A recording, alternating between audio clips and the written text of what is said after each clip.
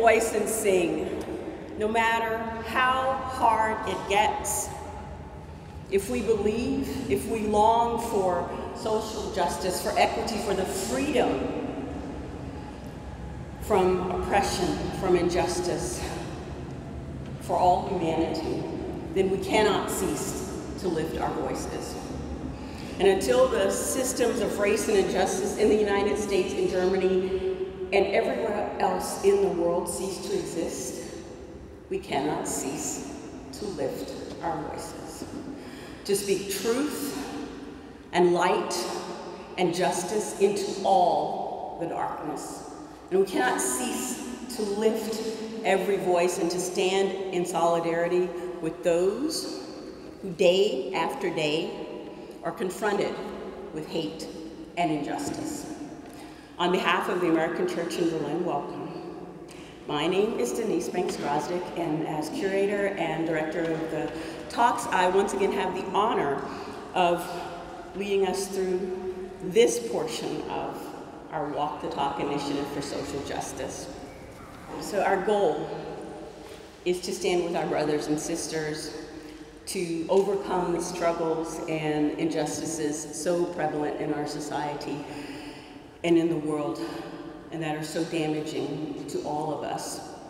And for the past 9 weeks, we've come together to show our solidarity, to show our support, especially for our Black brothers and sisters who are suffering tremendously at this time under systems of race, systems so deeply interwoven into our society that we are often shocked by what we see, by what we discover as we seek truth and understanding, and as we work together to do what must be done to bring about a society that is equitable and just for all people. So if you're joining us for the first time today, would you mind raising your hand? Super.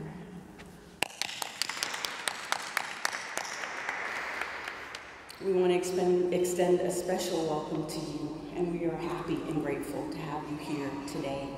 Today's talk is called Not on My Watch, and we'll be talking about responding to racism and to racist behavior in our everyday lives. And you might be surprised to find how many opportunities we have to do that. Over the past few weeks, we've been exploring different themes, and today is about putting what we've learned into action. So if you've seen the news, social media the last couple of days, you will surely understand that dismantling the systems of race is a huge undertaking. I mean, we've been at it for 9 weeks and we're not done yet. It's an undertaking that requires every single person who cares to join in not just this moment, but a movement. And I don't exaggerate when I say it is a matter of life or death.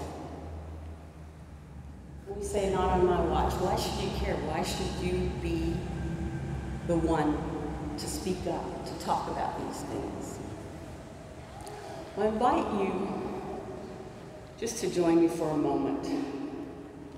It is a hot summer day. The sun is high in the sky, and the grass just across from our home is high and dry. I'm about 5 and playing with my cousin John. John is my partner in crime, my partner in everything.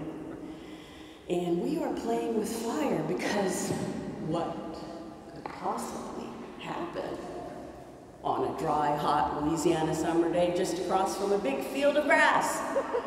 So we're taking turns and we are lighting small fires. He'll light a fire, I put it out. I light the fire, he puts it out. And then we come upon an old shoe, and it is made of cloth and leather and wood. And it takes forever to light. And we keep trying, and we keep trying, and we keep trying. And suddenly, a gust of wind comes along, and it begins to grow, this fire. And I say, John, put it out. And he says, no, wait just a minute. No, now you put it out. No, John, it's your turn. Put it out. And it begins to grow until flames are shooting up. My father's in the kitchen. He looks out, sees the flames outside the window. Hello? This is Melvin Banks. We've got a fire at 117 East Ash. The irony of that street name. The fire department comes. What else happens? I don't actually remember in the excitement. They work and get the fire under control, and the moment comes that I have been dreading, because at some point as the fire has died down, the excitement dies down, and my father says, little girl, what happened? Now, thinking quickly, I realized that if I say John did it, they're going to know I was involved. We're two peas in a pod. If he says I did it, they're going to know he was involved. We're two peas in a pod. Just then, my baby brother, Kevin, waddles across the room, and I think, he's a baby. He's not going to get in trouble. Daddy, it was Kevin. I told him not to play with the matches, but I don't know what happened. I guess he did. And to my horror, for the first time, my father, 6-foot Army veteran, big man, takes off his belt, wraps it around his fist, and begins to spank my little brother. I run to my room and I throw myself in the bed. I can't listen. Daddy, stop, it wasn't me. And it's over, but the guilt is eating me up. I've been crying for hours, and finally I go to my dad and I say, it wasn't Kevin, it was me. And instead of spanking me, which I really wish he had, my dad picked me up, put me on his knee and said, little girl, you let me spank your baby brother for something you did? I'm so disappointed. I'm so disappointed in you. I would have rather had the spanking. My father said, it doesn't matter what you do, right or wrong, you take responsibility for what you do. And there were two lessons that I learned that day. One is indeed, right or wrong, for better or worse, you take responsibility for what you did. And the other lesson is that it doesn't matter who starts the fire. You can still take responsibility for putting it out. And that's what we're talking about today. And that's why we say, not on my watch. The first flicker of a flame, when you see it, not on my watch. So why do we respond?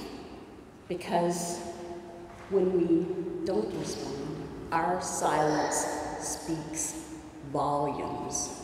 Our silence says, it reinforces a collective norm that says, this behavior it's okay. I'm going to look away, or it's okay. When we are silent, our silence alienates the person, those who are already being victimized, and it says, yes, you are alone in this. I'm not even going to look. Our silence reinforces that ignorance is an excuse. Ever heard the term ignorance of the law is no excuse?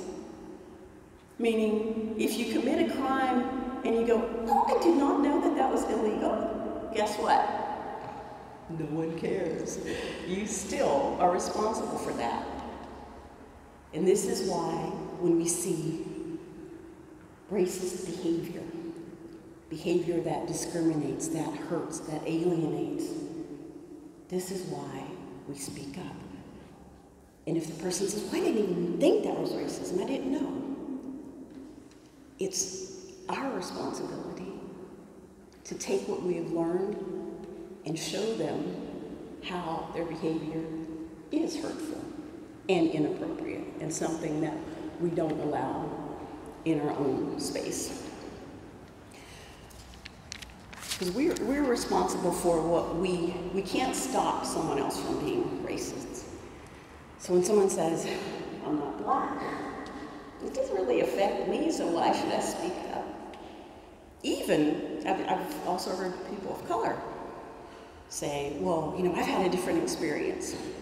Yes, our experiences all differ, and we are still all affected by the systems of race, we see it now. We see the division that these systems cause. We see the impact that it has from small children up, through the rest of our lives. Just 2 days ago, a 61-year-old disabled veteran was killed in a Trader Joe's parking lot. Why? This is reminiscent of Emmett Till, because he asked two young white girls for money. Our experiences differ. We still speak up because it's the right thing to do.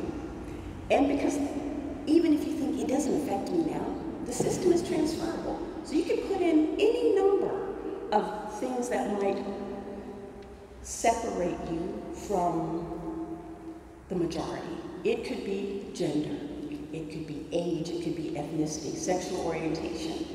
The systems that are at work, that are created to dehumanize us, to demoralize us, to disenfranchise us, they work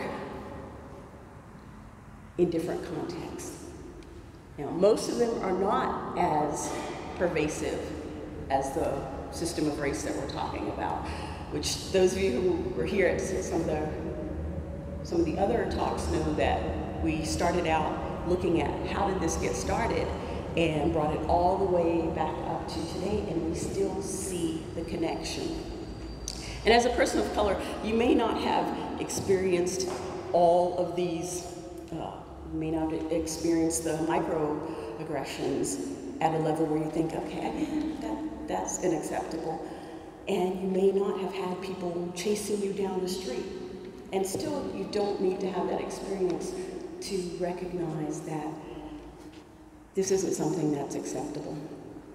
So how do we keep watch? We want to talk about taking our watch seriously. So we want to talk about the systems of discrimination, of bias, of racist behavior, and call it out every time using that language that we talked about, rather than you are racist. Can you tell me more about how you see that being just? Can you tell me more about that? How do you see that as being fair? Being curious, questioning. Take it home. Again, it's great to be in this safe space. And now, as we go forward, it's each of our jobs to create a safe space for our family, for our friends, even when there are times when I can promise you will be shaking with the desire to just shake someone and go, are you serious? Can you really believe that? Breathe deeply, because no one's ever been hated into loving anyone else. And we have to be firm in what we believe, and we also have to understand that there are people who are doing things that they could change. They could change if you open the door for them. And it's going to require some patience, and it's going to require sometimes you walking out of the room, especially if it's someone that you care about, and say, you know, I care enough about you to know that it's time to end this conversation for today. Talk about this with in your clubs, in your church. This is a good spot. We're taking this medicine to the battleground rather than waiting for the people who are, let's call it an illness, but there is a cure. Rather than waiting for them to come to us, we're taking it to them. So and what else can you do? How do you keep watch? You live out diversity. It's easy to believe that racism, that racist behavior, that all of these things that we are seeing aren't really real if everyone around you looks like you. It's very easy to believe that you are not biased if everyone around you has similar views. And it is a challenge, and sometimes it is aggravating, sometimes it is heartbreaking to be in a space where you are challenged time and time again. Challenges make us grow. It's kind of like, anybody here like to work out? I'm not raising my hand. Okay. We have one person shyly going, I do. It's okay to work out. But what happens is that you go out and you are breaking down your muscles and they're sore and they hurt, but you come back stronger. And it's a little bit like that when you've had one of those really intense discussions, those intense encounters with someone who hasn't quite got it yet. And you leave and you're like, wow, did I just get beat up? All right, round two.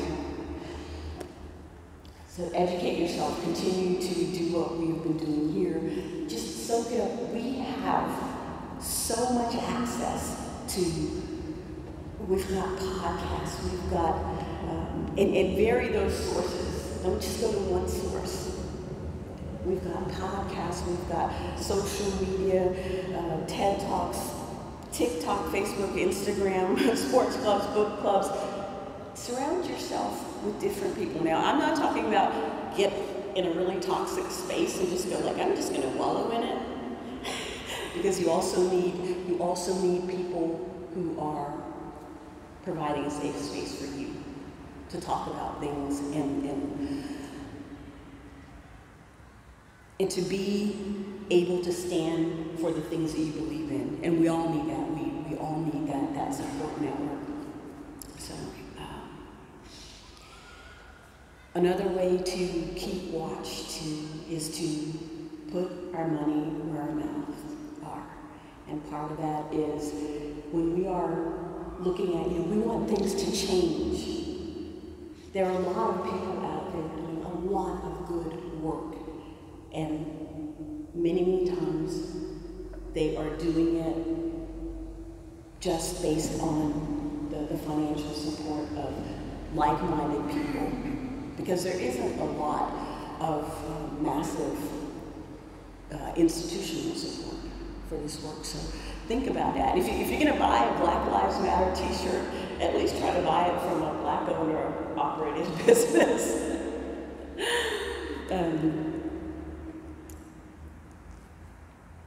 And I know this is a challenging part, politics. Sometimes we like to not talk about politics. And we are at a point where that is not an option. It's not an option to not talk about politics because politics create policies, and until the policies change, the system cannot change. And when I say that, we might think, oh, there's a big election coming up. Every opportunity that you have to affect a policy, a political change, whether it's here in Germany at every level, whether it is in the United States, not just every 4 years, but making sure that you are voting in those local elections and researching the people that you are voting for. I don't know if I shared this before, but The first time I did this and actually looked at candidates at the state level, I was, I'm going to say, mortified. Having done just a little bit of research, I'm like, oh my goodness, I would have voted for this person. Just kind of looking like, oh, it's just a state election. Looks good, cross it. All it takes is a quick sweep of Twitter, Facebook, and you will find amazing things out about candidates. Pay attention to the company they keep. It's important to remember that no one has eaten up all the wisdom on how to deal with these things. There are a lot of different voices on how to intervene when there's when you encounter racism, when you encounter injustice or discrimination. So what I'm trying to do is give you a basic framework and see what works. The first thing is check yourself. Ask, why do I want to intervene in this situation? Is it because I want to be a hero? If that is the answer, stop. This is what people talk about when they say, don't be a white savior. Don't be a white savior. And again, this is a safe space. I'm not judging. We are not here to judge each other. We're here to look at how do we check our own motivations so that we can act on the things we believe in a way that's going to move things forward. So check yourself. Why do I want to do this? And is it just because I'm hearing a lot about it? Is it being in the moment? Or am I really being part of this movement? Because if you are in it, we're in it for the long haul. This isn't going to stop next week. Although as hopeful as I am, as much as I wish it would, I'm kind of getting the feeling that it's going to take a little longer. Although it can change. The more we grow this group, the more we're going to move ahead. Guilt. I feel guilty because all these bad things have happened. We have to let go of guilt. Forget guilt. You didn't create this system. Just recognize that we are all part of it. Recognize what our role is in it and take responsibility. My guilt in that story didn't help anybody. I felt guilty. I was crying. My brother's bum was still red hot. I felt miserable, and my father had been deceived. Guilt helped no one. Taking responsibility does. If you want to help because you say, this is who I am, this aligns with my values, you're on the right track. Because that will also inform the way that you approach the conversation. If you say, I want to live in a world where anyone can walk down the street without fear of being chased down, pulled out of, or dragged in front of a vehicle and shot. Seems fair enough. And if you decide that's the kind of world you want to live in, that's a good reason to intervene. If you want to live in a world where all little kids can look in the mirror and say, I'm pretty, I'm beautiful, or I'm okay just the way I am, that's a good reason to intervene. And it's going to inform the way that you approach the conversation because you're going to use those words.